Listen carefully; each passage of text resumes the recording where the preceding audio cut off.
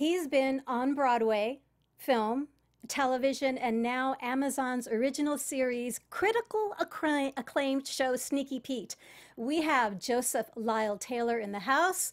Fasten your seatbelts.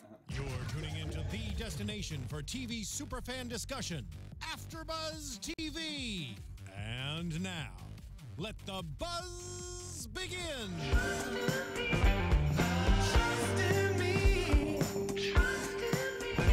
Such a good song. It is.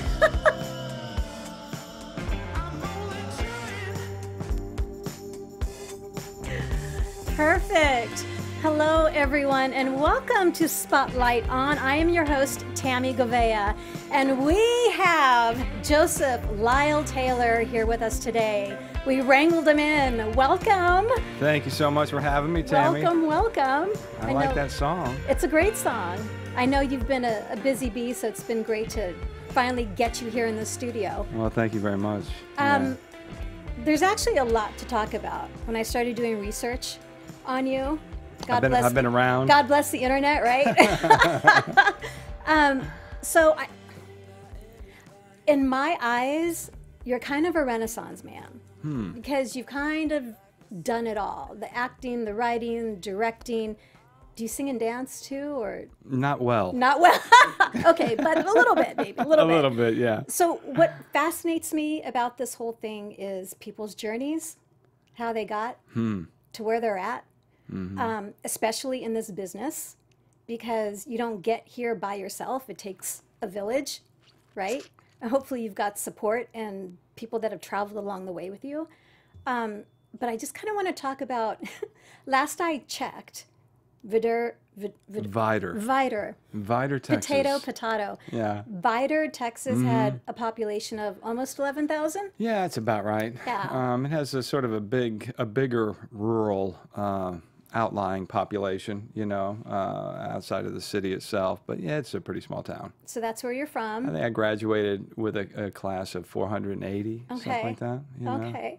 How did you get from that small town? How did you even think about going into the entertainment industry? It just kind of happened. I got a friend of mine, Brian Barron, was my best friend in high school, and he's like, you need to get into the drama class because it's an easy A.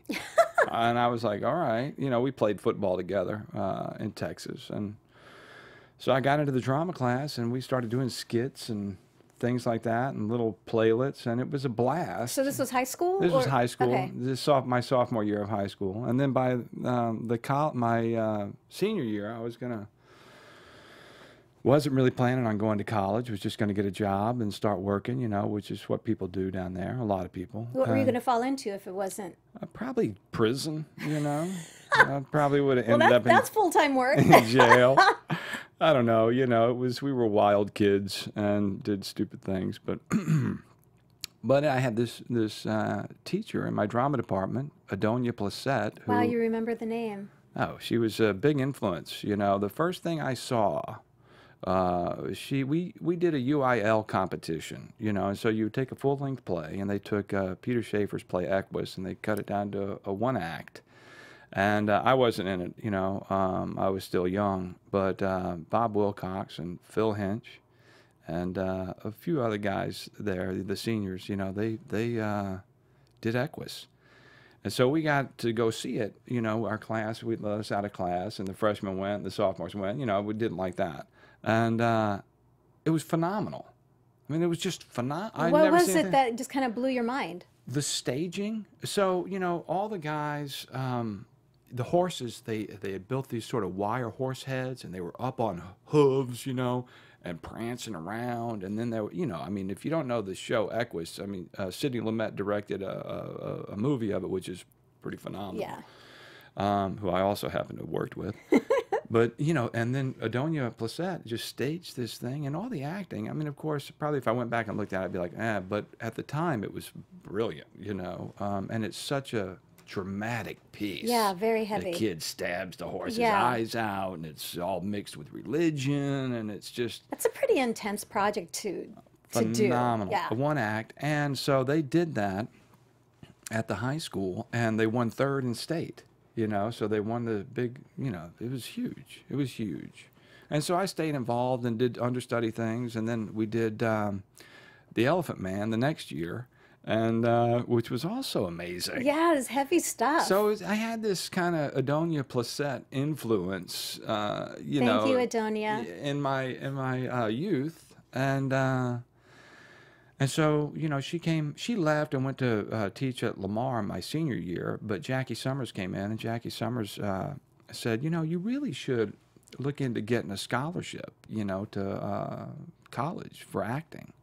So I made some phone calls, and Sam Houston State had some scholarships, and so I drove up and, of course, did Alan Strang from Equus, you know, stabbing the horse's eye out, and they gave me a scholarship. Oh my so gosh. I went there, you know. Was that scary? Exciting, but I mean, that's crazy. a big move. There was you know, on the drive up there, you know, it's probably a 3-hour drive from where I was, maybe less. And but there was a field of all these horses, and so, you know, I got out and went and talked to the horses. You and did really, not. I did.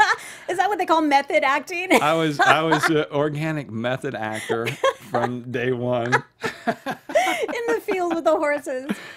You know, doing the thing. Emoting, I'm yes. doing the thing in the field with the horses, on my knees with the horses. So if anybody looked at me and said, who is this crazy guy? I was trying to get a scholarship to college. And it worked. And it worked.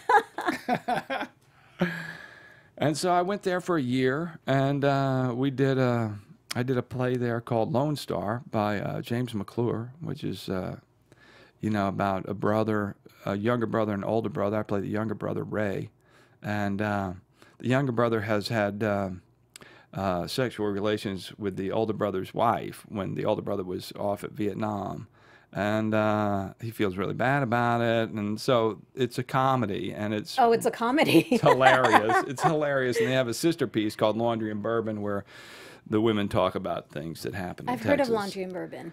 I recommend both those plays. Okay. They're really a lot of fun. And so we did that. It was a big hit. And but I just wanted to do something else. And so I saw up on the billboard, you know, or the cork board, that there was some auditioning for the PCPA Theater Fest in Santa Maria, California. And for some reason, I think, what's his name had gone there. I'm blanking on his name. I got his picture in my head. But anyway, I'm like, oh, I'm going to go see if I can get in there, you know? And so I called up, and they gave me an audition. I flew out to Santa Maria, California. Where's Santa Maria, California? It's just north of Santa Barbara. Okay. Probably 100 miles maybe. Okay. Just around San Luis Obispo, you know, Central Coast by the Air Force. And by this time, I had moved on from the Equus thing, and I was doing a piece from Marat Sade, which was crazy. A crazy piece in the bathtub with a fever, you know. But it worked. So it was a monologue, yeah. And then I did that, and I think I might have done something from Lone Star, and they accepted me, so I got to move to California, and I guess it was 84, Okay. 85, something like that. And then from there... Well, from there, you know, I did 2 years there. I was going to say 2 years? Yeah, okay. It was a 2-year program. You get an associate's degree. But it was great. You know, I mean, it was really great. A lot of hands-on professional actors there that we worked with. That, you know, I mean, it was really kind of a priceless sort of education. You know. So was it one of those scenarios where you did everything? Like you just didn't do acting, you were schooled in... It was like a repertory company. Yeah, okay. You know, so we got the small parts, and then we would have, you know, like I got to do a studio show, what they call the studio show for the students, you know, and that was, what was it? When You Coming Back, Red Rider. And I played Red Rider. And we just worked all the time. Ton of stuff, you know, yeah. ton of stuff. And Vincent Dowling was running the place, and he and a whole group of people from the Abbey Theatre in Ireland had come and taken over that year. And so, yeah, it was a real. I got lucky to be able to be there those 2 years. You know. Sounds like an intensive experience. It was. It really was. And then I, you know, graduated there, and I was just going to move to L.A. And a friend of mine, the music director, George McGuire, he says, "Nah, you should go to New York."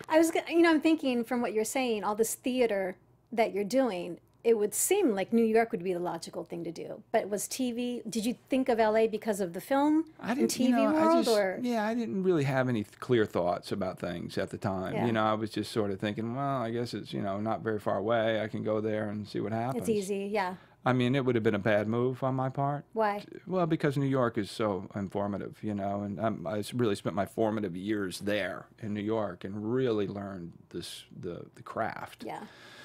Which I would not. I mean, I might have gotten lucky in LA and fell in with some good teachers, but me and my friend Lisa Millette drove out to San Bernardino and auditioned for. They had, I guess I don't really know what you call them, like sort of satellite guys who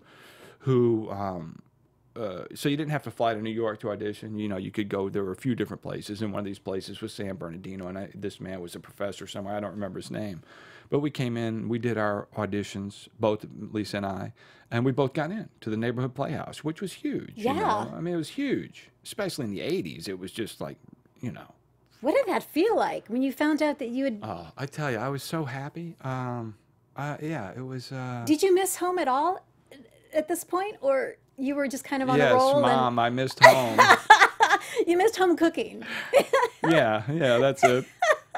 No, I was on a track. Yeah, man. you were on I mean, a track. I had a thing. I was doing it. I was excited. I was moving to New York. Now all I had to do was go earn enough money so I could go there. So I went and my uncle had a excavation company in Texas. So I would go there in the summers and I would work my tail off. That's hard work. Digging ditches and God. laying sewer and water line and building catch basins and concrete sidewalks. Oh, it was in the Texas heat. I mean, it was rough. It was rough. Not an easy job. And you didn't make any money. You know, it was like, I think one year I made $7.50 an hour. No, I think I made $7.75 an hour. And then I came back the next year and my uncle paid me $7.50. I'm like, well, I talked to my cousin. Hey, I think I made $7.75 last year. He goes, what? He's only paying you $7.75? I'm like, yeah. He goes, we're going to bump you up to $9. I'm like, oh. So I made the big money and was able to, go to New York. And so when did you, what year was it? 86. So 86. Yeah. Okay. You get to New York. That was crazy. Did you get an what do you do? No. 80s, 80s and 90s in New York, that's pretty intense. I mean, it was a different. Yeah, it was the tail end of, we were in the Reagan years, so the economy was in trouble, and, it wasn't as bad as the 70s, but, there was a lot of crack. Crack got popular in the mid 80s. And so there were a lot of people that, crack is whack and all that. And there was a big racial divide in the city too, so, I can't remember the kid who was a graffiti artist, Michael, it's been a while. I can't remember his last name, but he got killed. And, oh, God. And then there were some fights in Bensonhurst, which was all sort of white Italian group, and, the neighboring Brownsville or whatever it was, East New York. So there was somebody got killed over this, over that, so there was, I remember I was living out in Brooklyn at the time, and back and forth between Brooklyn and Manhattan, but the train wouldn't stop at certain stops because it was, it was crazy. Yeah. I remember when I was visiting New York back then, friends lived in Harlem, and I couldn't get a cab driver to take me to Harlem back in the day. I mean, it was a completely different scene. But it was beautiful, and it was fun, and it was exciting, you know, and I was in the Playhouse, and I got to work with Richard Pinter, who was just a brilliant teacher, and Sandy Meisner came in, and he taught us for a couple of weeks, and, it was just this whole process, this learning process, and of course, coming from Vidor, Texas, and moving into New York City, I would walk down 6th Avenue and just, for years, and just be so grateful to be able to live in the city and breathe it and experience it. Live in New York City, man. And when you talk about people who, they come to LA or they go to New York, coming from a small town. That's kind of the cliche, like coming from a small town with your suitcase and landing in the big city and making it work. But it's a cliche for a reason, because that's that's the journey that people take. Well, and you know, the idea of making it work is, you know, that's a serious amount of dedication Yeah. and a serious amount of hard work. I mean, I worked 2, 3 jobs, you know, just to keep my rent paid so I could study. And you know, then I graduated the Playhouse and I was able to study. I got accepted to Win Hanman's class, who taught at Carnegie Hall. And Win Hanman ran the American Place Theater. Wow. He developed Sam Shepard. I Yep. mean, Win Hanman is a genius. He's a genius. He's a genius man. He's a genius teacher, director. He's phenomenal. And so I got to study with him for 18 months, 2 years maybe. And, you know, we just do play after play, you know, scene after scene. You're doing all the Tennessee Williams stuff. You're doing Shakespeare. You're doing, you know, it was just, and everyone in that class was of a certain caliber. You know, it was a real high-end class. And so you'd learn a lot just by watching people work. And he had a lighting system. You know, that was his secret. What does that mean? He hung lights. So he had a lighting board, and so he would light the scenes as he went along. So it just made it great. You know what I mean? So you'd have a spotlight would come up over here, and you'd have blue lights and green lights and red lights, and Win just, you know, because he was a visual guy. And so when you were watching people work, it was like, you know, you're really seeing Production. It's a production. Yeah. I mean, it wasn't, you know, music and all this, but it was enough to be like, I'm in a production. It's amazing. It just sounds like from the get-go, you were surrounded by a lot of powerful influence. You know, just to keep you inspired, you know, just to keep you on track, because it's working 2 or 3 jobs. You get run down. You get overwhelmed, and you think like, oh my God, and how long is this going to take, and what am I doing? But when you're inspired, like it sounds like you were by these people, you get that laser focus. And, you know, you get the accolades that go along with it. You know, it's like you get all, you know, people are like, oh, that was so fantastic. I love that moment here when you were, you know, and you get that kind of support.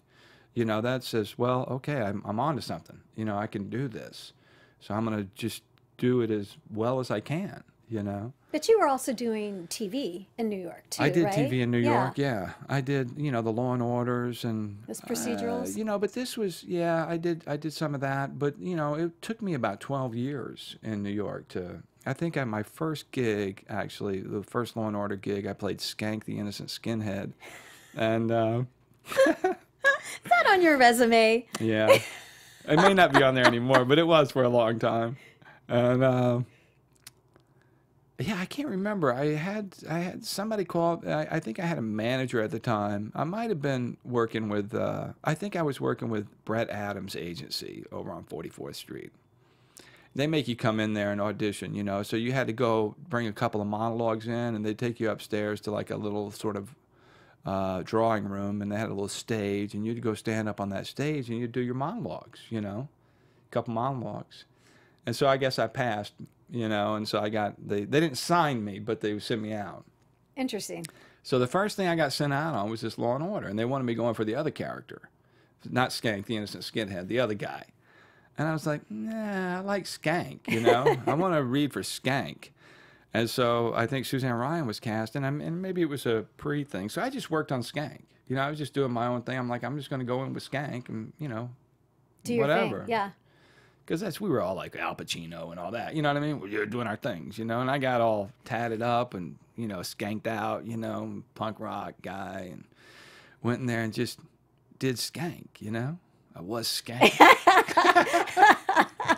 I think I can smell Skank. I think so. And so they called me back, you know, and I went into the room with all the producers, and now I was even more Skank, you know? I mean, I was just like, really... It was everything. It was really everything at the time, and it's a silly like 2-scene gig on Law and Order. But you know, it wasn't like that then. You know, like that then. It was like, man, this is it. And I got it. You thought that was going to be the turning point? Oh, of course. Like you but made it. Also, it was also like, you know, you were going to be on national television. Yeah. You know, it was you know, you're 23, 24 years Yikes, old. yeah, it's a big deal. Dude, you are on NBC. You know. On Law and Order. And so I just went in and did the best I could, and you know, had fun, and a lot of my friends back home saw it and So they would call me up on the phone and they would give me lines that I said. Like one of my lines was, "What about the equipment?" So that became a thing, you know. But, That's hey, code. Hey, what about the equipment? Because I played bass, you know, and I was getting arrested. So, okay, so this makes a lot more sense. All the theater background that you had. Yeah. Broadway. My gosh. But yeah, that was. I mean, that's why people go to New York. Yeah, Broadway was it was amazing. We had. How did you get to that point? Well, I joined a group called the Ensemble Studio Theater. Kurt Dempster ran it. He died a few years back, but he was a real mentor, you know. And he had a group. You would go upstate into Lexington, New York, up in the mountains, and you paid for it. It's like $400 or whatever it was. And you had the week, and they fed you, and you would just work on plays, and you would write stuff, and you know, do. I mean, it was a real intensive week, you know, just all about theater, all about this and that and this and that. And anyway, so I did that, and then the next year he invited me to become a member of the Ensemble Studio Theater. This is a bit of a long road to your question. But I became a member of the Ensemble Studio Theater, and they put me into a group called Hell's Kitchen Sink, and we did this thing I believe it was every Monday night.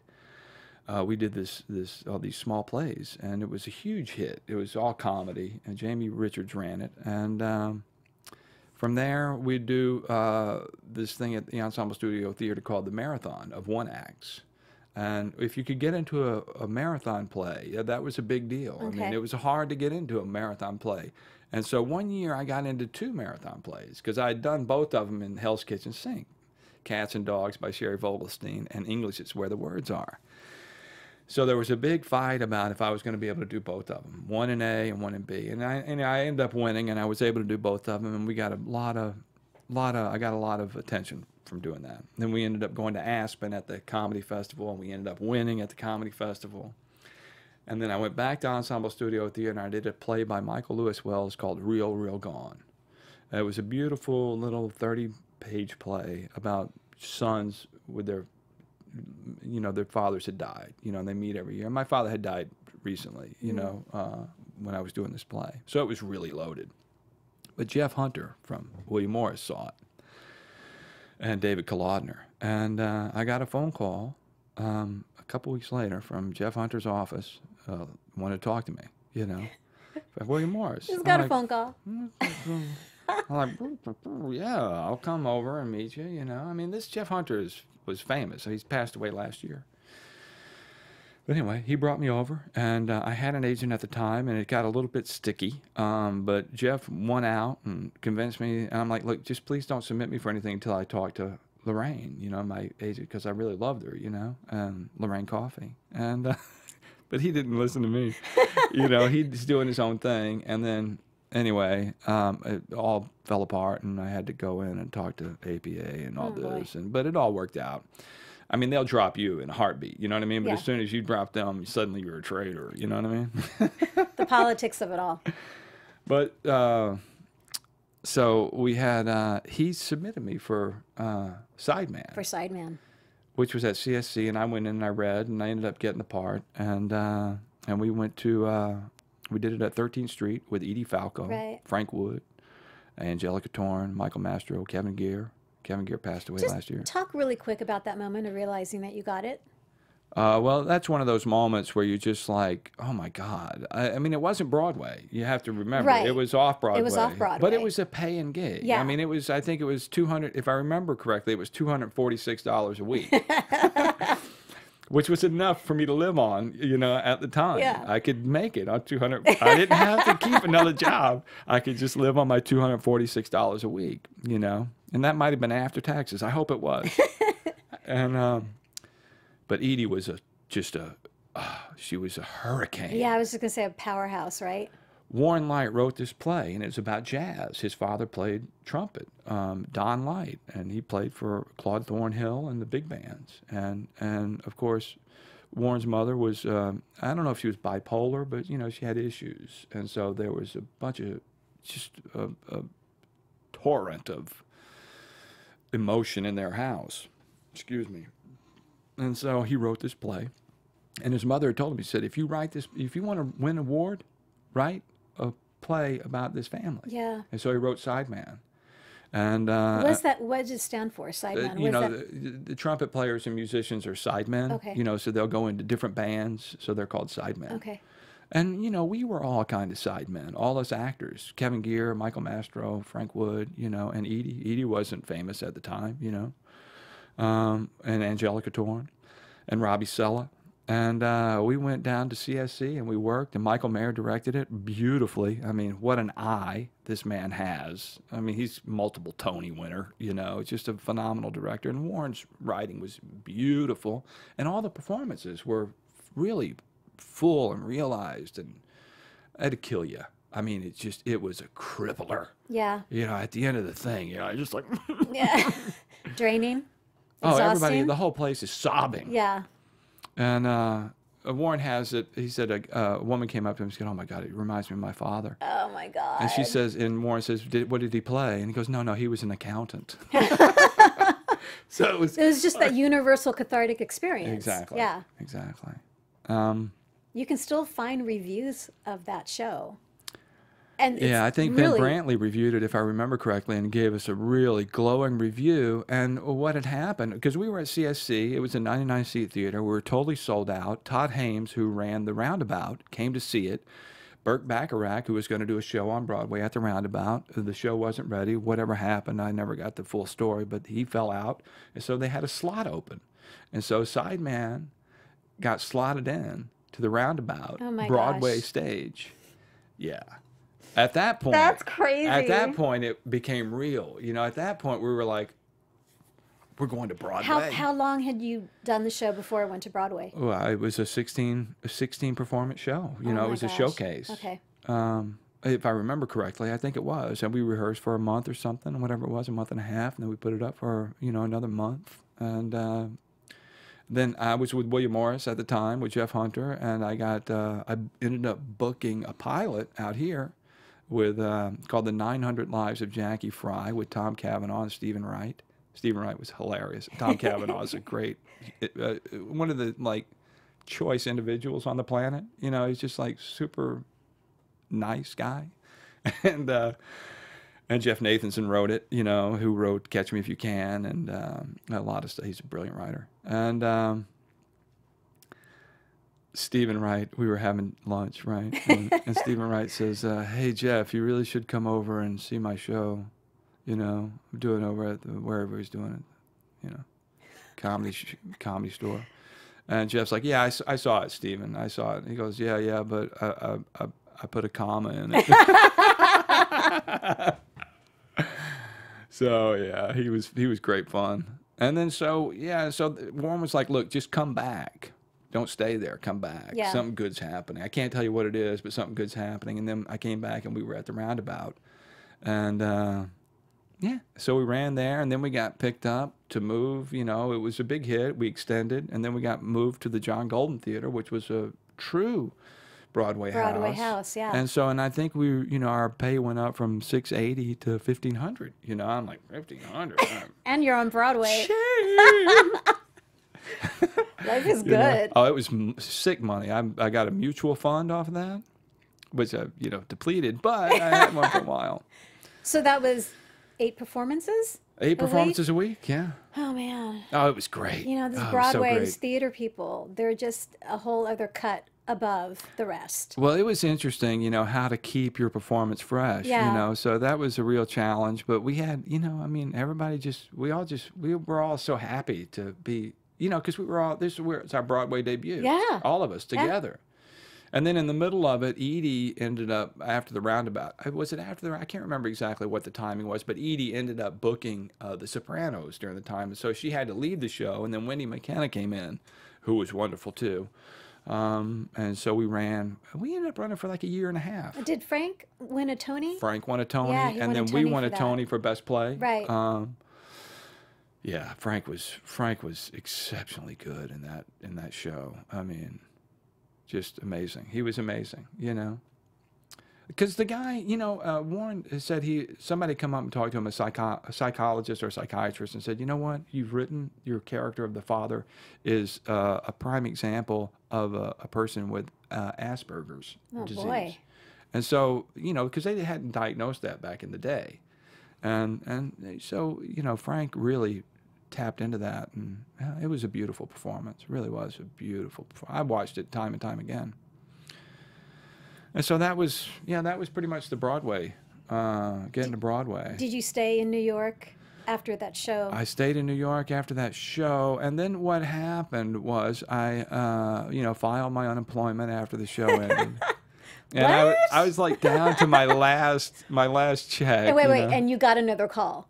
And I got another call. And you got another call. From Jeff Hunter. And he says, actually his assistant, I believe it was Miguel at the time, he says, hey, Sidney Lumet wants to meet with you.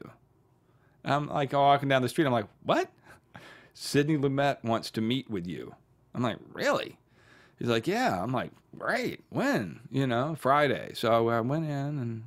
He saw you in Sideman. No. No? No, he didn't see me in Sideman. So that's the whole thing. I'm like, well, I know they were casting for something, you know, and I went in and we didn't talk about no script, no nothing, no sides, nothing. We just were meeting. And so I went in and he kissed you on the lips, you know. Sidney kissed you on the lips. That's what he did. That was his thing. And he liked to see what your reaction would be. And, you know, my reaction was, I just got kissed on the lips by Sidney Lumet. That's pretty cool. So we sat down and we chatted and we got along really swimmingly, he would say. And he calls you sweetheart, you know, or darling. And we had seen a lot of the same plays, you know, because that year I saw everything on Broadway, you know. Mark McDonough had a couple of plays, I think, True West, and then The Weir, and Iceman Cometh, and, you know, I mean, it was just, it was, no, maybe it wasn't, I think it was Iceman Cometh. And then it's also that great Irish actor did another O'Neill play with Cherry Jones, and Blue Eyes, you know what I'm talking about. Gabriel Byrne? Yes. Okay. Gabriel Byrne. And he was phenomenal in it. And so we talked about that, and Sidney was like, yeah, I didn't think he would have that in him. And I'm like, yeah, it was amazing. He goes, yeah, it was amazing. He goes, all right, darling, why don't you come back on Monday? I'm going to give you the script. You read the script, come back on Monday and, you know, pick a couple of scenes and we'll do them. I'm like, great. So I didn't leave the house for 2 days. Right. You know, all I did was cram. So what was the script? It's 100 Center Street. Oh, okay. It was the 100 Center Street, playing like one of the series regulars. So I went in there on Monday and nailed it, you know, just nailed it. Did you feel like you did? Oh, yeah. Okay. Oh, no, it was money. I mean, it was like seriously on the money. And I read with Paula DeVick and Sidney Lumet. Sidney played my father. That's crazy. Yeah, yeah. And he just kept going. But I had memorized everything, so I didn't know when we would stop at the end of this scene or that scene, or we just keep going. Did you know everyone's lines, or just... I pretty much did. Yeah.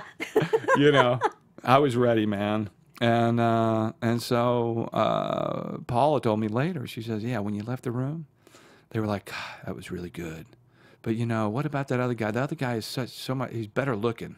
The other guy's better looking than Joe is. You know, so, I mean, what do we, you know, they were looking at that, you know. And then Paula said, and then Sidney turned to Paula and said, what did you think? And she said, the hair stood up on my arms. And so I got the job. Boom. Yeah. Now that ran for 2 years. Two years. 2 seasons, yeah. It was great. And I think we would have continued running because it was really a great show, but there was some internal problems with A&E at the time, and also 9/11 happened, and you know, so Yikes. a bunch of stuff happened. So that was your first full-time series, yeah? Yeah, that was my first real gig, you know. So is that the old school of like 22 episodes, or like, no, we only many did, I think we episodes did was it? 13 episodes. Okay. I had 10 out of 13, and I made like, I can't remember exactly what, it wasn't big money for me. I mean, it was, you know, I got small just the money. experience. But it was, I mean, it was more money than I'd ever made, you know what I mean? So I was real happy with it, but, you know, compared to like, you know, $40,000 an episode, it was way down. It was a different animal. So Did you meet Margot on 100 Center? I did meet Margot on 100 Center Street. That's trippy. Yeah, we never had any scenes together. No, but she played the. She was head of the legal defense, whatever that is, legal defense team. You know. So this is back in 2001-ish? 2000. Okay. Yeah, 2001, 2002. Oh my gosh. Yeah. When I was doing just the reading and realizing that you had worked together, not, one-on, but in that family. Yeah. And then, we'll talk about Sneaky Pete in a little bit. Yeah. But man, it's like full circle. Full circle. Just that whole actor's journey. Well, Margot is so great, and we did a couple of films together with my friend Manny Perez, who was also on Center Street, and he wrote a couple of films, and so we did a couple of things like that. But yeah, I was out here. I can't remember exactly how it all laid out, but I ended up out here, and I guess in 2010 I got a phone call that they want to see me for Justified. Right. So I went in and read for. I don't mean to jump around. No, it's perfect. Or keep talking like nonstop. So that was developed by Graham Yost. Michael Dinner. Michael Dinner, and Fred Golan. Yeah.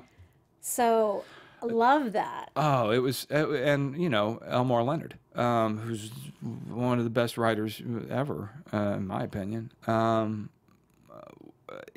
was trying to get in.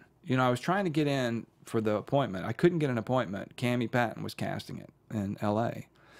And, Why'd you want to get an appointment? What was it well, about? I wanted to audition for it, What was it about that you Well, wanted to... I knew it was a heavy recurring role, and I knew it took place in the South. Yeah. So, I can jump I into can my do that. Southern accent real quick, like, you know what I mean? Because that's where it is. That is where it is. And so I'm like, look, I can do this, like, as well as anybody else. I need to get in there. And couldn't get in, we were having a hard time. And then I saw that Gary Lennon, who I'd done a play of his in New York, Rated X, about, hustlers, male hustlers back in 86 or something. And I emailed him. I'm like, hey, man, can you put in a good word for me with Cammie? He said, maybe get in. He's like, absolutely. So he emailed Cammie, and then I got an appointment, Okay. He had me on, he CC'd me on it, so... It was very cool of him to do, and I went in and I read for Dickie, and killed it. And but then they called me and they're like, "Listen, they're going to offer that part to Jeremy Davies." Okay. I'm like, "Ah, man," but they want to see you for Doyle. Will you come in for Doyle? I'm like, "Yes, I'll come in for Doyle." What did you describe as one of the wicked Bennett boys? Policeman Doyle Bennett. Yeah. What did you say? Sort of the Johnny Cash and of the Bennett clan? Yeah, I was like the Johnny Cash of the Bennett clan. Is that who you kind of channeled? Yeah, well, I play guitar, so I made that known. So I ended up playing guitar on the show. And but like Jeremy and Brad Hankey, who played my brothers, right? They were dirty, filthy, living in a trailer, just like You're hysterical. So, and Oliphant was always like, "Why are you so clean, man? You need to be dirty." I'm like, "Dude, I'm the clean Bennett, bro. I am the clean Bennett." One of us has got to be clean. One of us. I'm a sheriff. For I crying love out the loud. dynamics. I mean, I haven't been able. They ran like 5 or 6 seasons. Yeah, and 6 you were seasons. in 2. 2011. Season 2. Season 2. Yeah. It's a great season. They won awards that season. Margot won the Best Actor, Right. Supporting, whatever the thing is, supporting actress, Yeah. Best Supporting Actress, the Emmy. But the dynamics between you guys. We had- was it like that off? we had a cameras? blast. Yeah, it shows. Dude, we had a blast. Every time you talk to them, you look like you just want to hit them upside the head. I loved it.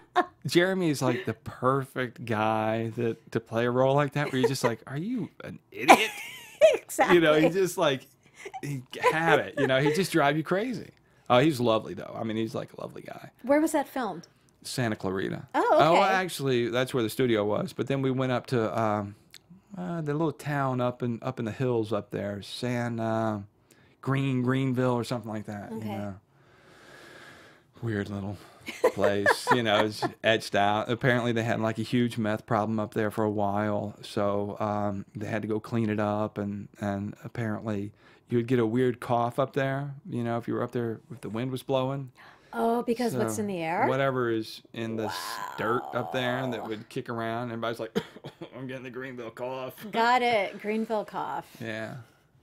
But it was cool. I mean, we had fun. We had a lot of fun, you know. And Scott, and Justified, a lot of people say never really got the just desserts that it deserved. I would agree with that. Yeah. I mean, you know, all the It's got a huge fan base. Walton Goggins and you know, the whole cast. You know, Tim and What did you walk away with JoJo Bates from that experience? Well, it was a great one. You know, it was a really great one.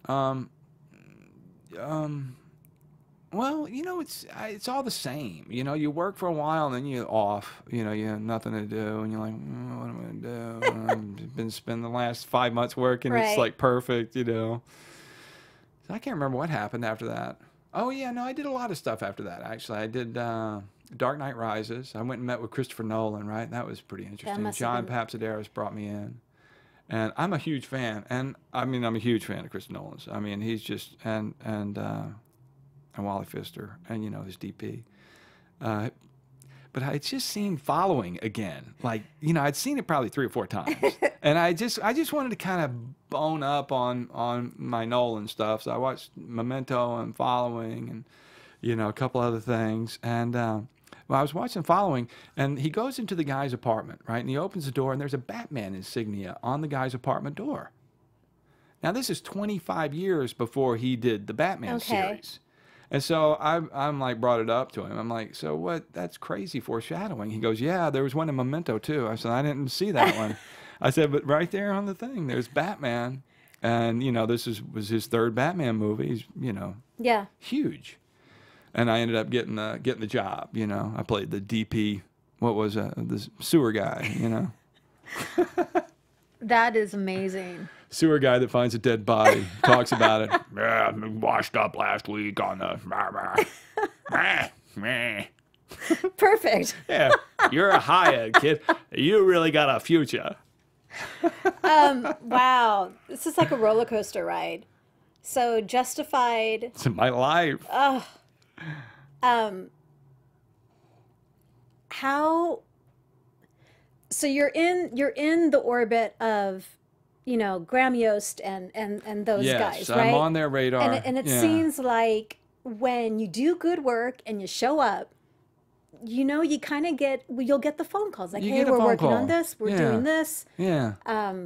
You want to come in, kind of thing. So was that how it happened with Sneaky Pete? I got a phone call. I was in Vancouver shooting a film, and then Law and Order called, and Warren had. So have you done like 500 episodes of Law and Order? No, I've done a few, but I got to play this recurring character, Mickey D'Angelo, the you know defense attorney, and back in the day. Warren Light, I brought him up to Sydney, you know, because I'd done Sidemen and I was doing Center Street. And I said, you know, you should really, actually David Black, who was our co-executive producer, I'm like, Sydney should meet Warren, you know, don't you think? And he's like, yes, yeah, absolutely. I'm going to call Warren and you know, you guys need to meet. And so they met. And so Warren ended up getting an episode on Center Street. He got to write an episode of Center Street. And so this is 2001, I think. And he says to me, you know, at one point, Warren comes up, he's like, you know, you're the only actor that ever got me a job. I'm like, oh, good. Yeah, I'm glad. You know, it was a great episode. He didn't feature me, you know, he featured somebody else, but hey, it was still a great episode. You know. But anyway, he said, I'm gonna get you a job one day. And so 15 years later, oh my gosh, you know, he finally got me a job on Law and Order, and I came back and I did like I think 4 or 5 of them, you know, as that character. So thanks, Warren. Thank you, Warren. Thank you, Warren. But we were talking about Sneaky Pete. We're going to get into that, correct? Yeah, I want to know what that phone call was like. Okay, but before you start on this, so you know, we get word that you know we're going to be having this interview with you. And so I start to binge Sneaky Pete. Oh, yeah. We get the interview, and I binge, and I'm thinking, after I finished all the episodes, oh, my God, what do I get myself into? Yeah, because I don't want to give the plot away. I don't want to give the story away, because if you haven't seen Sneaky Pete, it's a must-see show. It's a good one. It's a good one. It's brilliant. It's an adrenaline rush. It's brilliant. It's brilliant. It really is. So talk about that phone call. Talk about... It was an easy phone call. It wasn't a big deal at all. I was doing a film in Vancouver, and I got a phone call from my manager, and he said, Craig Dorfman. He says, "Hey, they just offered you a role on Sneaky Pete. There's no money. You have to fly yourself to New York, put yourself up." And I'm like, "Oh, fantastic! That sounds great. I'd love to do it." Sure, why not? So I had points. So I, flew myself out. And a friend of mine, Geneva Carr, God bless her, said, "You could stay in my spare bedroom." I'm like, fantastic. So it worked out, So I was able to go there and met Desmond Harrington, and who was from Dexter, a friend of mine, David Zayas. They knew each other. So, and then we, kidnapped Giovanni, threw him in a trunk, and went out and told him that you need to take us to your mother and the $11 million. And that's what we did. And so that was it. That's the line. And then I flew back to L.A. and, it's like, well, now we wait to see if we get picked up. Yeah. Because I know I'm going to be pretty heavy in it if we do. And they got picked up, and I got the phone call. They're guaranteeing you $5, a little more money this time. They'll actually put you up in a hotel and give you a per diem. And so I'm like, where did it filmed in? Filmed in New York. In New York. Yeah. Okay. Yeah.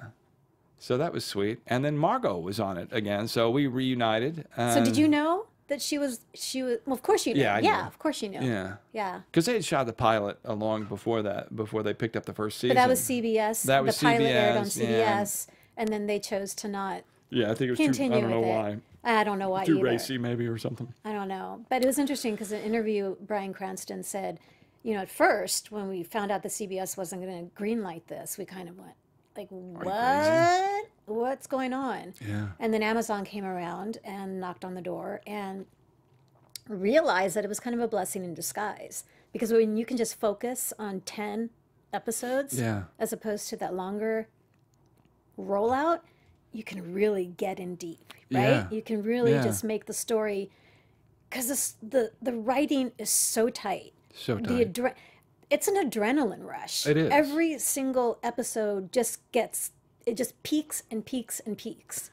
Yeah, it's a really strong show. I think people are loving it, so we're getting a lot of good feedback on it, We'll see what happens. And what about working with Giovanni and Giovanni's great fun. The whole cast is crazy. I mean, the whole cast is so absolutely solid. crazy. The chemistry between everybody. Marin is great. Margot is great. Peter is great. Giovanni's great. Desmond's great. John Ailes was phenomenal in it. I mean, you're like, what? John Ailes would have like monologues and pages of text, and we'd be going, well, I think I'll have a coffee, and he's like, rah, rah, rah, rah. But it just, he'd just come in and nail it. And then you're working with John Avnet directed an episode. Michael Dinner directs. Helen Schaefer and Laura Ennis, and it was a great group of people to work with. Now really Giovanni said it's been the hardest thing he's ever done. Well, Giovanni's got to work all the time. Yeah. But it just seems. I think it goes back to the writing. It's so multi-layered. It's not just about a con man. True. Right? I mean, he actually has a close relationship with these people that he's conning. Yeah. And so it's very multi-layered. And I never got that sense, like with you, that it's just a one-directional. Everyone seems very complicated. Yeah, well, that's what going on. As far as I see it, that's what you go for. It's like, okay, I'm going to play a bad guy who's going to do some very bad things. But what is he? Who is he? Yeah. And how is he like me?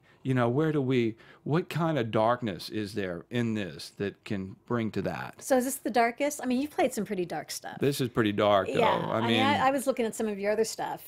It's like, okay, there's a little bit of a pattern here. Yeah, there's some dark stuff in there. There's some dark stuff. But then if you go look at the glamour of it all, this little short that I wrote and directed and starred in, you'll see a different side of Joseph Lyle Taylor. And I also, the breakup artist, that was really cute. Yeah.